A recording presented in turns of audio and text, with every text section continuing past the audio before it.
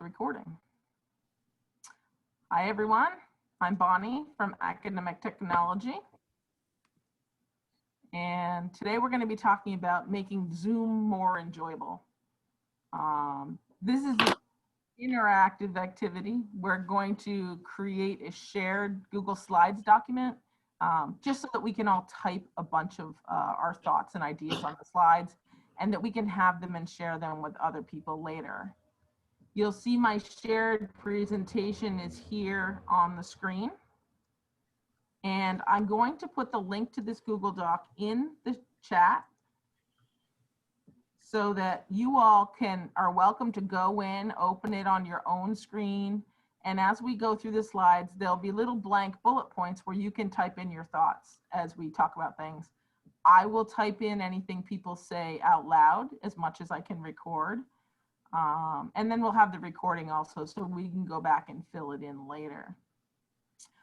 Also, if you happen to have your cell phone or a tablet handy, or if you just have a second screen or even your single monitor, I'm going to have you open a website from our meeting and participate in a little word cloud building activity. So if you have something available, that would be great. I think the real question for us is what makes Zoom so challenging to use, or maybe frustrating, or maybe that sort of thing. So I've created a Mentimeter activity, and I'm going to open it up. If you all open your phone or a tablet, or if you just click the link I'm going to put in the chat,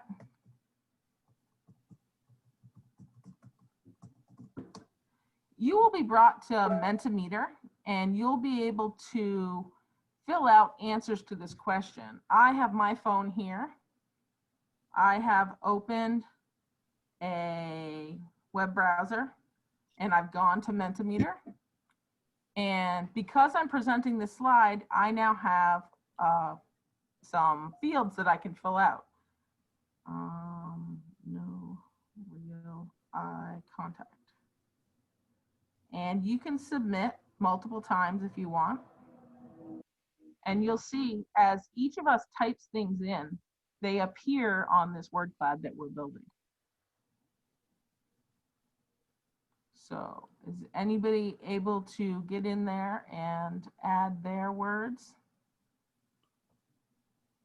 Also, as you see things that other people typed, if you think that they are the same as yours, you can type them in again.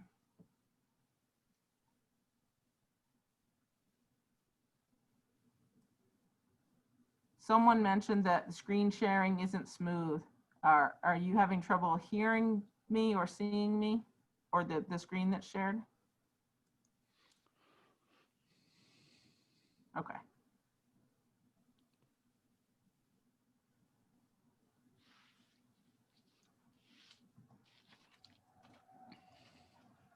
So I'm going to give us 2 or 3 minutes to type in the kinds of things that we're thinking of that make Zoom challenging or frustrating, or that our students might find challenging or frustrating.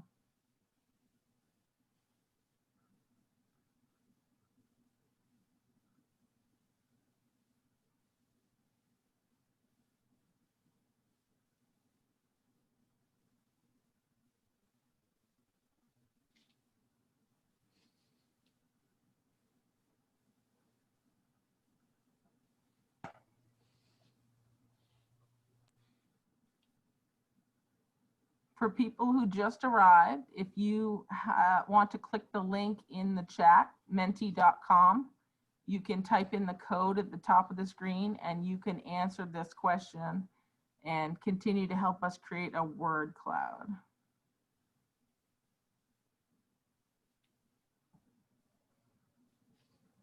Okay.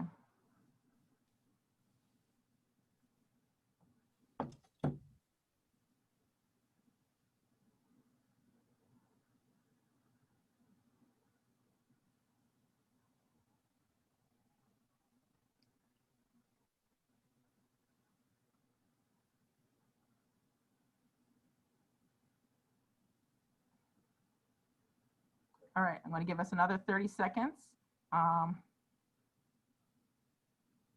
to allow you to submit as many things. This is an example of an activity where people have some time to slow down and get their voice heard without us having to face the challenge of Zoom talking over each other or someone stopping talking. Does anybody have anything they wanted to say verbally that they couldn't add in the Mentimeter activity? I can add it in for you if there's anything you think of. Okay, so I see a lot of the same things: slow internet, it's hard to read people, engagement, spontaneity. Now, spontaneity is a real issue. If you haven't created your polls in advance, it's hard to do a poll in Zoom unless you use the reactions down the bottom or the nonverbal feedback that's in your, yep, somebody likes spontaneity. So you see the more people who vote for something change the way the word class. Speaking is not like in person, people talking together. Lack of flow, did I see that one? Lack conversational flow. This is a great list. And I'm gonna take a quick screenshot of it. It'll be available in the final document. And I don't know if you guys are all familiar, but if you have your snipping tool, you can make a copy of something and you can save it. Now, that's if you have Windows. In Mac, you have the same thing. So you can just save the graphic. Okay, that's just a snapshot of it.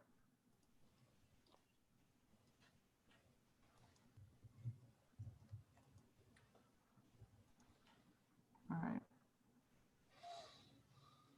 In our presentation here, with all of those things in mind, what would tell you that your students are enjoying it more? Or what would tell you that you're enjoying your use of Zoom more? What one or two things would be indicators that you might have overcome a little bit of this? For those of you who are new to the session, who might have come in a little late, I have put the link to this shared slide presentation in the chat. And if you click on it, it will open and you can type in your own things. As you can see, Megan is logged in and is typing something on the list.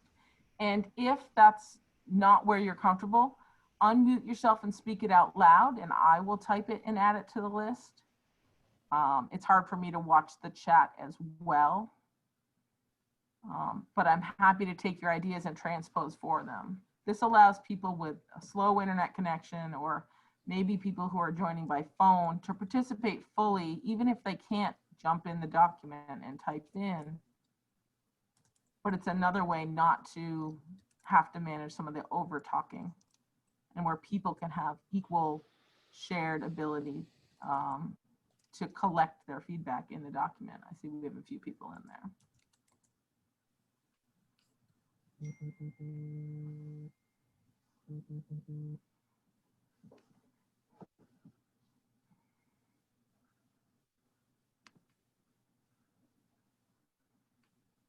All right, so they're engaged, they're participating, conversing, connecting. Feel free also to put a sub-bullet underneath somebody's if you wanted to further add on to their idea, or give it an exclamation point if you also agree. Students are openly discussing and challenging topics. They talk to each other as well as directly to me. They smile, they laugh, they say this was valuable. How about they give positive feedback after the class is over?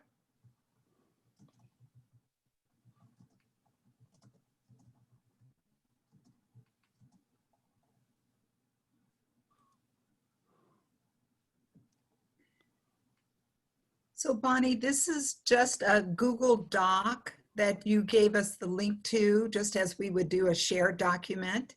This is actually Google Slides, Okay. but it could have been a Google Doc. Either way would be fine. I've used both. The advantages to Google Docs are that these lists can go on very long and they don't get cut off at the bottom of each slide.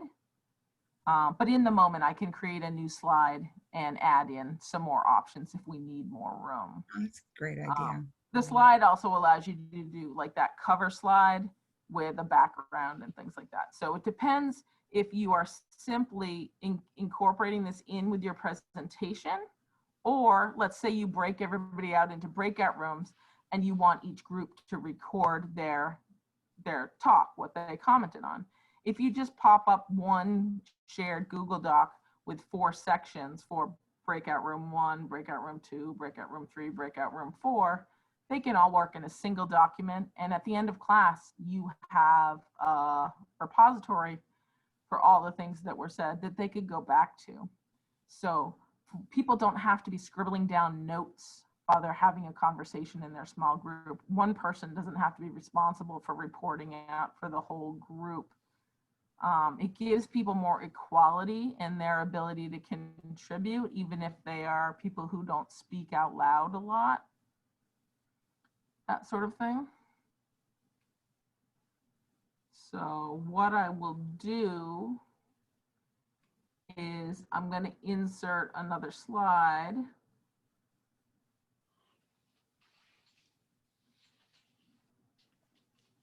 All right, I just wanted to insert a slide.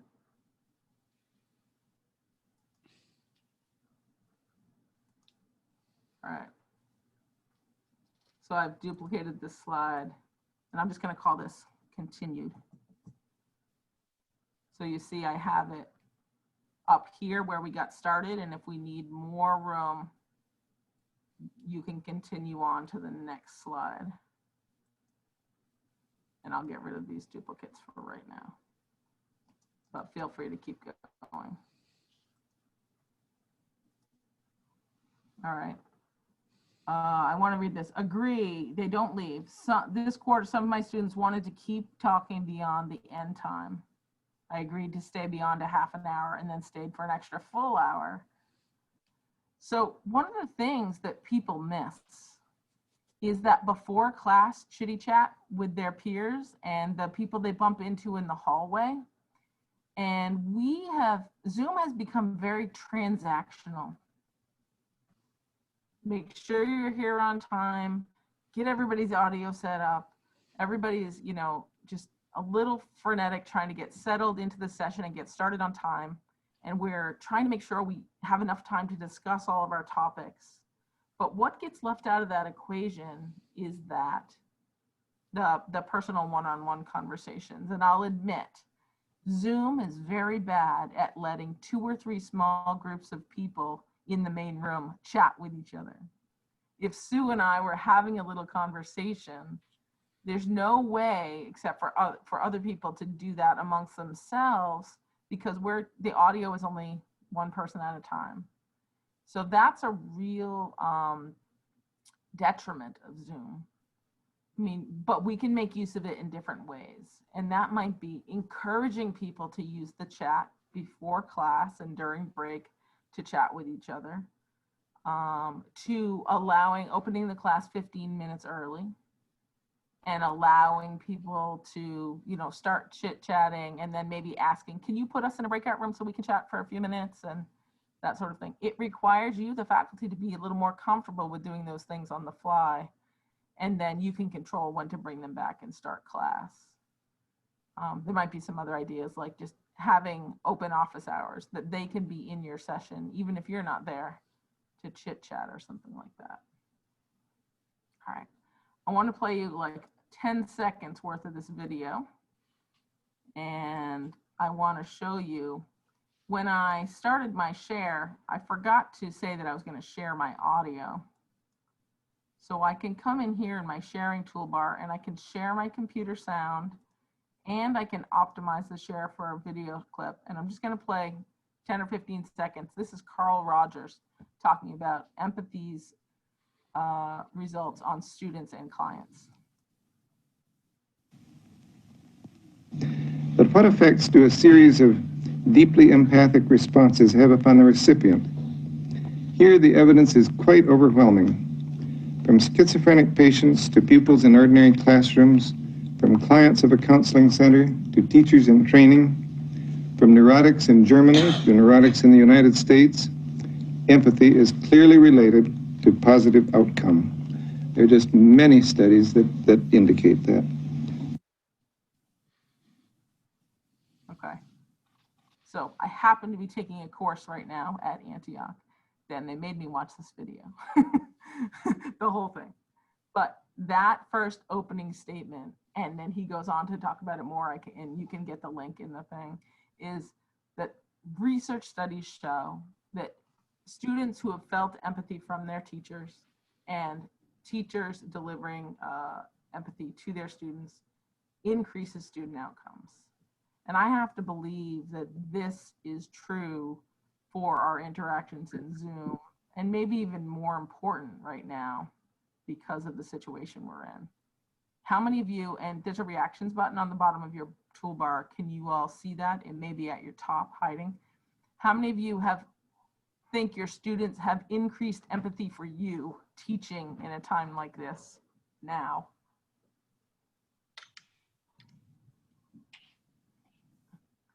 And of course, how many of you have been very concerned about your students and demonstrated that concern for them? Okay. Our interactions have been much less formal than they might have been in the classroom, and that has been uncomfortable for some, but at the cost perhaps of empathy not being a primary factor in our day-to-day course delivery.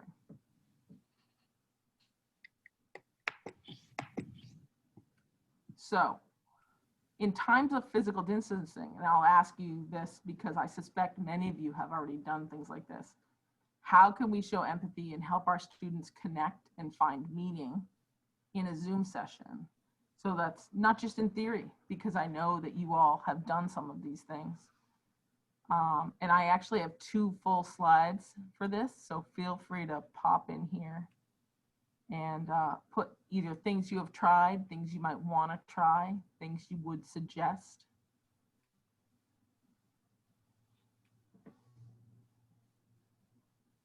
Bonnie, I see a question from Ed Bastian that he can't add his comment on the slides. How does he do it? Okay, thank you for bringing that to my attention. I appreciate it. So Ed, all you have to do is click your cursor in here. I'm going to try to look and see what color you are. Ed, you might be either the anonymous unicorn or the anonymous wombat.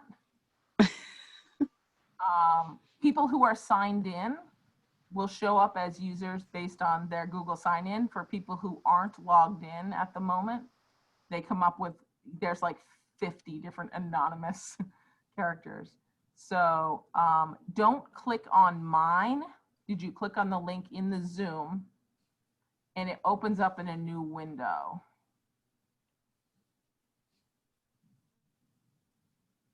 And feel free to unmute yourself if you want to share your struggles, Ed, or I can let you share your screen and show us what's going on. This is a perfect opportunity to practice exactly what's going to happen to your students the first time you try this.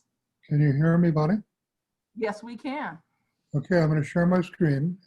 All right, I'm going to stop sharing mine so that you can. Thank you. Go right ahead.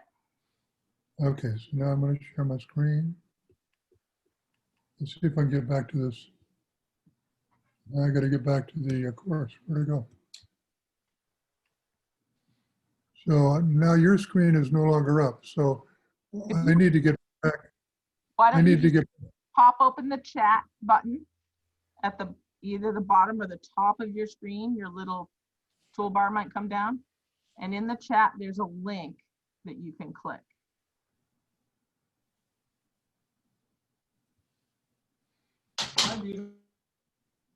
Is this the link here?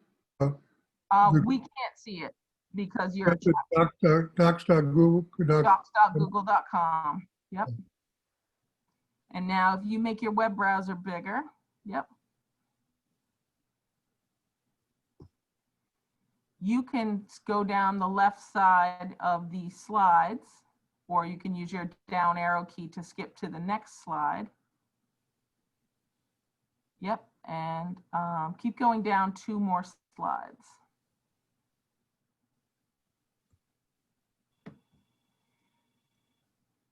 Is that it? That's it. If you click in there or on the next slide, you can continue typing. Gotcha. Okay, I'm doing it now. Thank you. All right. So this is a prime example, and I'm going to put in our list. I'm going to stop sharing. Okay. Take the time to show students how to engage in the activity. I think sometimes, and I'll go back to sharing my screen if people want me to. Sometimes we think that we're not as smart as our students when it comes to technology. Sometimes, you know, we don't always give ourselves credit, but that means sometimes we don't think people might be struggling with this. People might need more explicit instruction in this area to do that. And it might take more time to do an activity like this. But I think there's more flow. People get engaged. They have time to think. They have the opportunity to participate.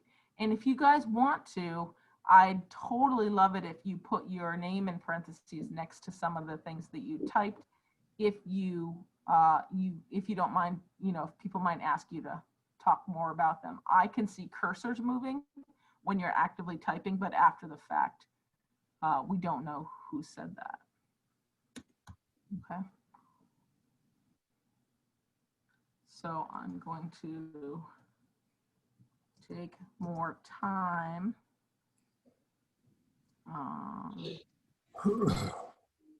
Interactive activities.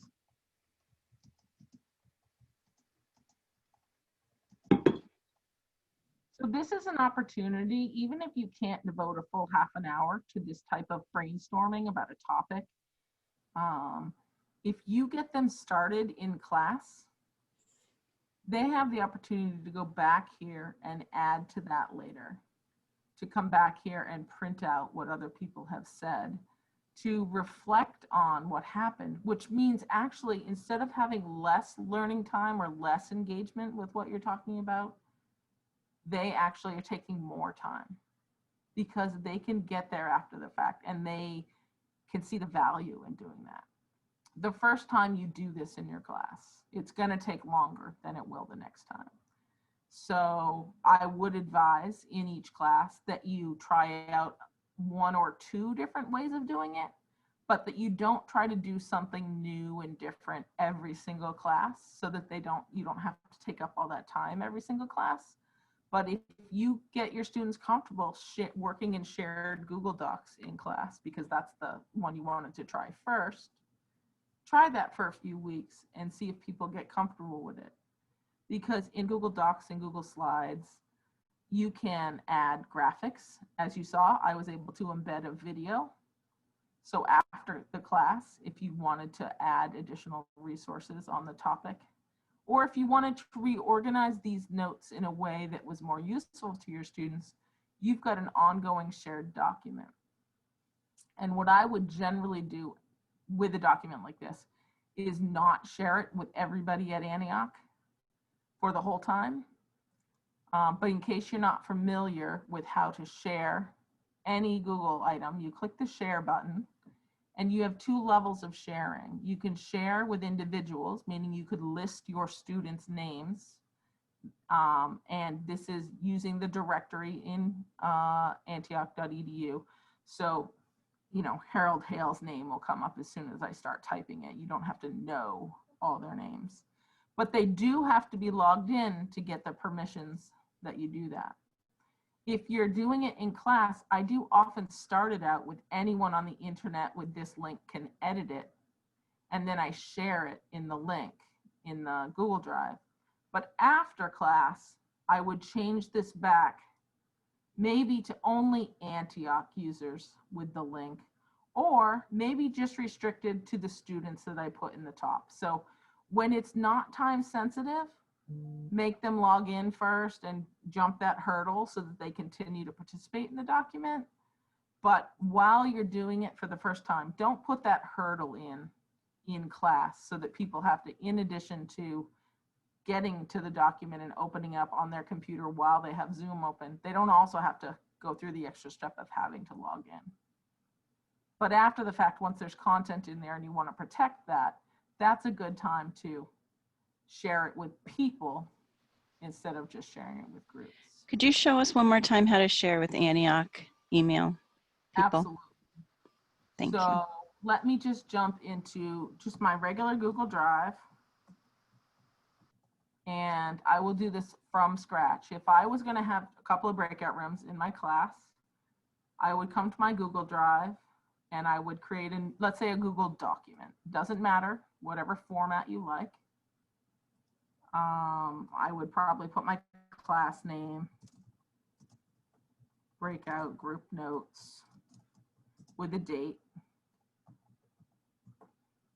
And then in the sharing tool, if it's before class and during class, I would just come down to the restricted area and change it so anyone at Antioch can edit, or anyone on the internet can edit. I will only be sharing this link in the Zoom room, so I'm not too worried about it getting out to the whole world now. And then I would just copy this link, say done, and then I would set up headings. Breakout room 1. Okay. Breakout room 2. So you click the link before you hit done. You can, yes, you can come back here and you can copy this link anytime you need it, after the fact, before the fact. But this is where you would copy the link after you've shared it. And when you do these, you see Google Docs has this little table of contents. And if you make these a heading,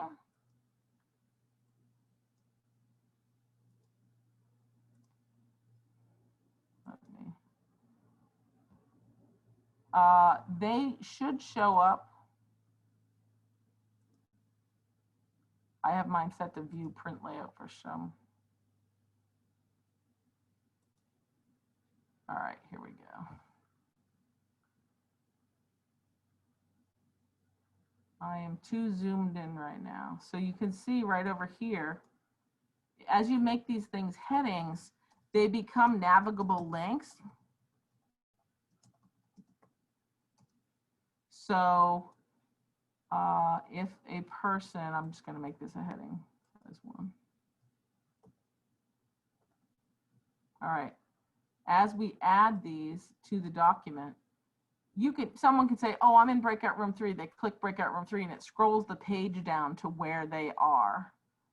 So if they turn that on, let's say you had 10 breakout rooms, they could easily come over here and click the heading of their breakout room to get down. And then everybody can come in here and start typing once I've given them the link. You don't have to give them the link in advance. You can put it in the chat. Not only that, when you put them in breakout rooms, anything that you typed in the chat or copied and pasted in the chat stays with them. So if Dawn and Susan and Sherry end up in a breakout room, they have access to everything they can currently see in their chat when they go into the breakout room and open their chat. So that's one way for you to communicate instructions to students and that they can take with them when they go into breakout rooms. If we all went into breakout rooms right now, I would no longer be sharing my screen because it's effectively like putting different people in different classrooms. I can't be in 3 places at once. I have no way of sharing with everyone at once. I can't chat to everyone at once. The only people you can communicate with when you're in a breakout room are the people in your breakout room. Although there is an ask the instructor for help button so that you can call the instructor to come into your session. But this is a way that they can also see, if you leave it all in one document, what the other groups are doing. You can ask them not to look, but if they get stuck with what are we supposed to be doing, you also should probably put the instructions at the top. Because often what happens is someone's internet goes out or the audio goes funny right in the middle of you verbally giving instructions, and they've missed it. And then they spend the first 5 minutes of their breakout room talking with the other people about what could be done in breakout rooms. What are we supposed to be doing here? How are we going to do it? Are we supposed to have a leader? So if those instructions can be written in the document, they have a place for them to reference them. And you can type in here at the same time. You can put a little chat in there that says, hey, BR1, you guys are doing great work. Okay, you don't have to be in the breakout room to do that. Of course, you might want to sign it. You might want to make it a smaller font or a different color so that they see it. That sort of thing. But this is one way. So we're diving sort of deep into a couple of ways of really working together in depth and hopefully generating some flow and some connectedness and some engagement in your class.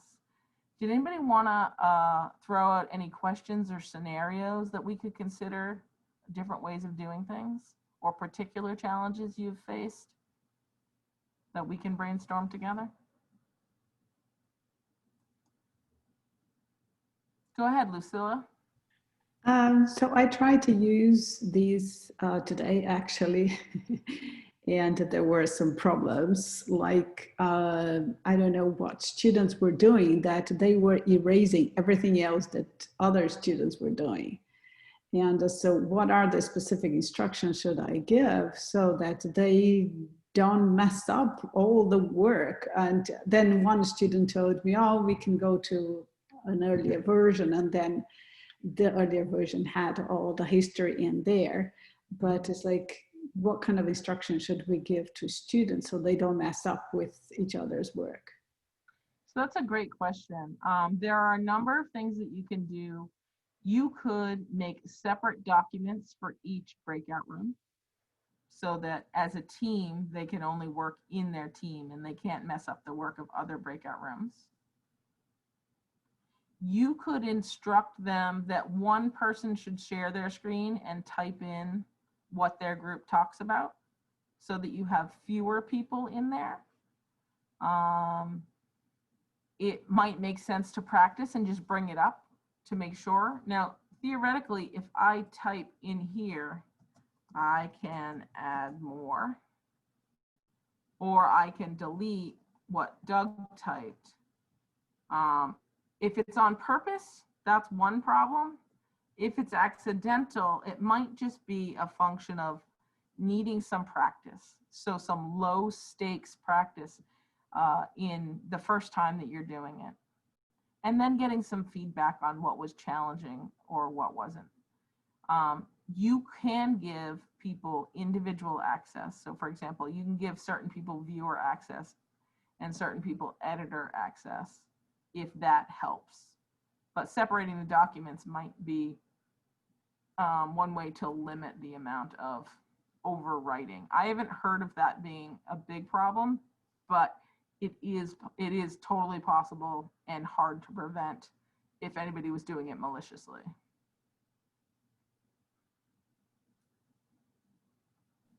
In that way, maybe they open their own Google Doc and they share it with you after the fact if you want people to take individual notes.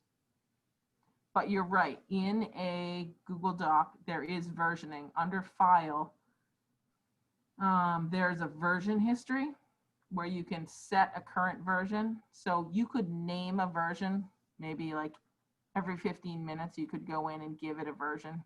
Then when you went and looked at the version history, what you'd see is 4 or 5 different versions so that you could capture what it looked like at that point. You can even roll back to one of those versions or even copy and paste and put it in the final version. So version history is helpful for going back and capturing things that might have been deleted.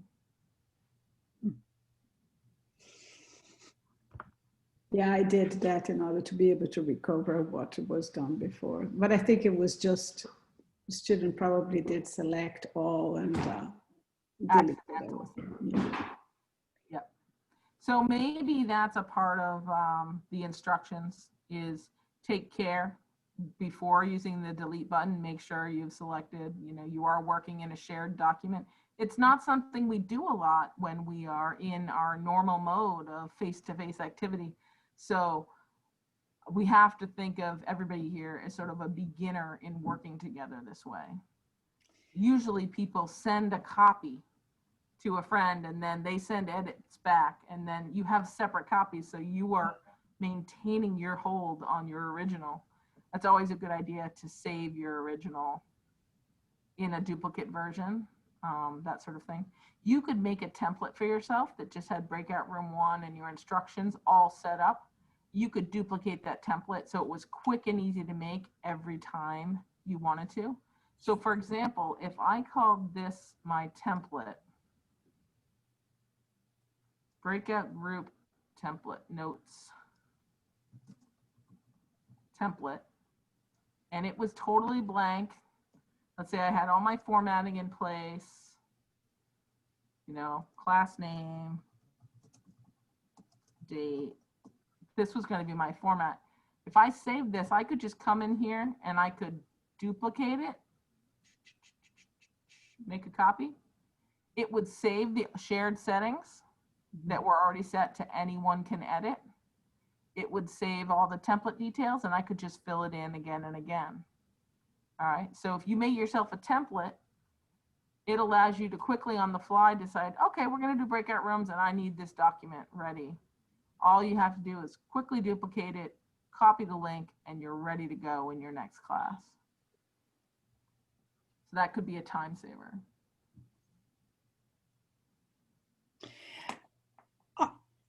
This is Sherry. I'm wondering, I have not used Google Doc in the way that you're describing at all. I've done no sharing of no activities during class where students are sharing and writing together on the same document. And so I'm wondering if those of you who have can just share some ideas that you've done this, some reasons you've done this for what sorts of purposes in class.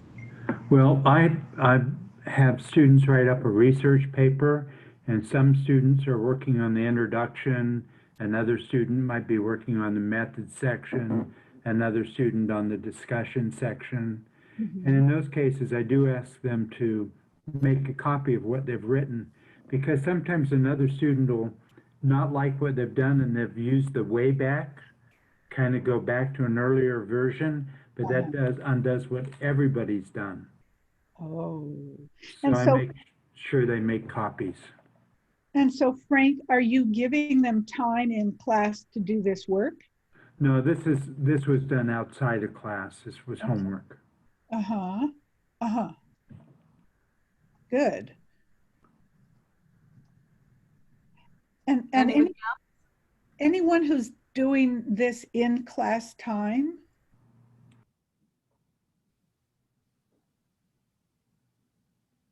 Okay. I've seen people do it as a way of managing breakout rooms. It's sort of a instructor replacement when an instructor can't be in 4 places. So they've written the question. Yes. They ask the groups to come up with a certain number of answers and then to prioritize them. Yes. So yes. that when you report out, it isn't all just in people's heads, because people are able to keep less in their heads right now. So documenting it and writing it down means anybody from group A could report out on what their group did because it's written right there in paper. Oh, of course. It's great for class brainstorming. When you have a wide open brainstorm, it's like giving everybody a white erase marker and say, everybody come to the board and put down all the ideas. We're not going to critique anybody's ideas right now. We're just making a list. So go ahead and put them up there. If you like someone's idea, go put an asterisk next to that idea, or go type your name, first name, or your initials next to that idea. So it's a way you can support other people's ideas. And then It you, doesn't make sense just to do it for the sake of doing it. Yeah, Have an activity where it makes sense. Sue and then Mary O'Kane. thank you. I was just going to say, I haven't done it, but I've now learning this or thinking about this, students have asked, well, did you save that or can you send that to me or what have you? And this would be wonderful. They all would have access to it. And I just had not thought about it as a tool to use in Breakout or even in Breakout. Mhm. Could you also use it, use something like this for giving feedback to a presentation? Do you think someone would present their document and then have people give feedback? How would you see that? Yeah, so I was just thinking about students presenting, and we are asking the other students or participants to pose questions or to give some feedback or provide some resources. It seems like a shared document that they could work on. They may not have a second screen, but I love your idea of just even on their phone, they could do it. And then this is a shared document that could be brought back in. Yeah, and I can show you how we could annotate on top of someone's presentation to ask questions without affecting their original document. And I can show that in a minute if anybody's interested. Mary, you wanted to jump in? You're muted. I'm sorry to be late to the meeting. Something came up. But I've used the screen share for brainstorms, but it seems like there's more control with a Google Doc. So it seems like you're using the screen share now for people to contribute to. Is that right? Yeah, I am sharing my screen, but also perhaps because you came in late, the link to this document where everybody can type on it themselves Yes. is in the chat. Did you find that? Got it. Okay, that's what I was missing because I was trying to write on it and it didn't work. Yes, Okay. no, you have to click on the Google Doc. I'll look at that and then, yeah, please go ahead and do the annotations. Okay. Great. Okay, I'm having trouble sharing this link again, but so share. I'm going to go copy the link and I'm just going to paste it.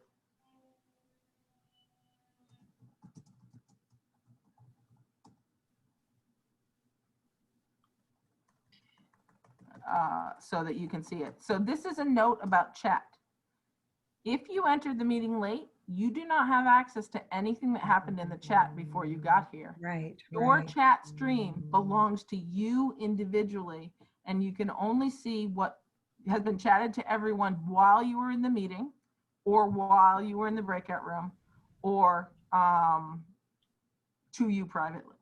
So just as you know, if you have students who come in late and you've put, like I did, this document in the chat window, you have to put it again after the last person arrives because they don't have access to anything that happened before they got here. Okay, so if you guys wanted to give feedback on my presentation, there's a couple ways of doing it. At the top of your screen, it says you are sharing Bonnie Power's screen, and then there's a button that says View Options. There's the button Annotate under there. Feel free to open that. I, as the sharer, can open my More dialog box, or I can click on my Annotate button, and I get an Annotate toolbar. This allows me to write on a clear screen on top of whatever's being shared, and it allows you to do the same. So if I want to say, I want to look at this slide, and I want you all to use the stamping tool to put a heart next to one of these 5 ideas that you like the best and might try. You can come in here, click on your stamp tool, click the heart, or each of you could pick a different icon and you could stamp right on top of my presentation. This is not editing the Google Doc itself. This is a layer of annotating that is a clear, like putting a, remember the old overhead projectors? It's like putting an overhead projector sheet on top of this, and you all can come on here. So under View Options, if you click Annotate, your Annotate menu comes up, and Frank put a little heart up. Sue put a star on it. All right, so you can take votes. If you're sharing a presentation, perhaps with a chart or a graph, and someone doesn't understand or has a question about it and wants to let you know, they could use the little question mark icon, and you could say, oh, I see someone has a question about the personal breakup sessions. Do you want to unmute yourself and ask your question or type it in the chat? So it can be a way of not interrupting your presentation, but making a note for later or giving positive feedback to people or things like that. And that's another way of allowing people to be engaged without fighting the audio that seems to be a challenge in Zoom because only one person can talk at a time. So feel free, as the sharer, I can clear all the drawings, I can clear my drawings, or I can clear only my viewers' drawings. So you as the sharer would have control. You have an eraser tool, so you can just click on and erase any one of the things that were written. There's a text tool if you needed to type in a question. Okay. So this annotation, you can use it on top of when you share the whiteboard or any screen that you're sharing. If I minimize this web browser, I have to get rid of my annotation tool for a minute. You can all annotate on top of my desktop and say, hey, look at this great graphic that I found really interesting. What do you guys think is most interesting about this graphic? It's not a Word document, it's just a picture on my desktop. So anything that you're sharing, you can allow students to annotate on, and you can control the annotation by turning on the sharer's annotation. And let's say I'll just clear all the drawings if I'm going to start over. So when we go to the next slide, you can clear the annotations, and they can then give feedback on the next slide. All right. Just know you have to stop annotating in order to reshare your screen. Does anybody have any other thoughts on ways you might use this for Sherry or for anybody? Go ahead, Sue. I was just going to say, so when we annotate it on the presentation or on whatever it is, but let's say it's a presentation, then the presenter, can they capture that for taking that information back with them? Yes, the presenter has this save button, and they can save basically a screenshot of that screen before they clear the drawings and move on to the next slide. So they could keep the annotations. This would be a way of collecting a brainstorm too. Yeah. A way of voting. If you have a Word document with a list of items, people could vote on them with the thing, and you could say, oh, this one got 5 stars. This one got 7 stars. And then you could just take a screenshot. You don't have to add those up now. You can, share it later. That sort of thing. Down here, I'm going to move my Zoom window over. If people are annotating when they shouldn't be, or if you just want to keep them from doing it, down here in your security window, you can uncheck annotate on shared content. This will stop participants from being able to annotate. You can stop participants from being able to share or stop participants from being able to chat or rename themselves. But if someone was annotating and you didn't want them to, or if you wanted to make sure they didn't annotate when they weren't supposed to, you could turn this on just when you want them to be allowed to. Again, this is a time when many students have not used annotation. Many faculty haven't used annotation. None of you should think you're behind the curve or you should have known this. We're all experimenting and learning how these things work, how we can use them. I'm not, the person with all the answers. I'm just here to facilitate a conversation of things I've heard faculty try and do, or they want to try to do it differently in Zoom because it didn't work the first time or something like that. As you get the opportunity to see how things work, you can maybe add them to your toolbox or dismiss them as something that doesn't work with your program or what you're teaching right now, or for a later time. You know, there's way too much for all of us to learn. There's, you know, polling and Mentimeter and Padlet and Wakelet and all these things. So here's my empathetic statement for the day. Give yourself a pat on the back for being here and trying to do more and thinking about your students and your teaching. That is a lot to ask right now for people that we have put, that COVID has put in a difficult spot. So we all do what we can and we'll try to learn from each other. And go ahead, Ed. Just a basic question. I've been doing a lot of Zooming for, I don't know, 3, 4, 5 years, but I've yet to learn all the different nuances. So one of the challenges is if you have 20 people or 40 or whatever the number is, or 60 people, and then you want to set up breakout groups, and you want them all to talk. You have a list of things you want them to talk about, because after the breakout group, they're going to come back together, and maybe one rep from each of the groups is going to kind of report back to the group. So the extent to which you can control, Zoom wants to just do it. You know, they will just divide up the group however whatever their algorithm says to do it.